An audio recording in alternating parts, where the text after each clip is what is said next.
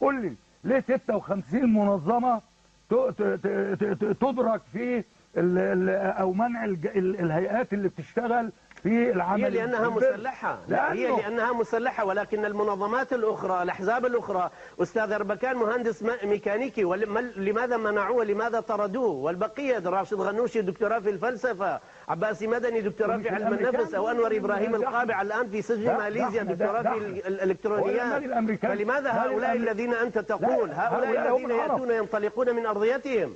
يا سيدي الملا، إذا أذنت لي هناك خطأ. أنا كنت لسه بقول للدكتور فيصل قبل التسجيل، نحن كان لدينا في مصر جمعيات دينية كثيرة جدا، السنة المحمدية وإلى آخره، بتدعو الدعوة الإسلامية العادية، وكانت الدولة سايباها إلى أن اكتشفت في سنة 65 أن تنظيم الإخوان المسلمين اللي كان عامله المرحوم سيد قطب تسلل إلى هذه الجماعات وبدأ يجند من في داخلها، فمنعتها وضيقت عليها. المشكلة الأساسية هذا أيضا ليس صحيحا. لا تقاطعني يا فضيلة الملا، أنا لم أقاطعك. أستاذ صلاح أرجوك لا أرجوك هنا اسمح لي.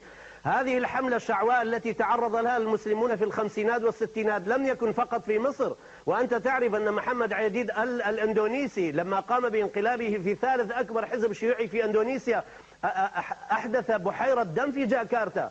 هذا كله كان سببه الانقلابات العسكرية اليسارية التي أراد الغرب كلها بشقيها أن يمنع وصول الإسلاميين مرة أخرى إلى الحكم. فلماذا أنت تأخذها وتختزلها فقط في هذه الفترة، وأن سيد قطب رحمه الله لم يؤلف، هو الذي لم يشكل الإخوان المسلمين، بل الإمام البنا من قبله. وهذه الهجمة الشرسة التي أنت تذكرها، واليساريون كانوا جزءا من بطش النظام الجمال عبد الناصر وفيما بعد كذلك. هذا لم يكن فقط في مصر، وإنما جرى ذلك من أندونيسيا من المحيط إلى المحيط.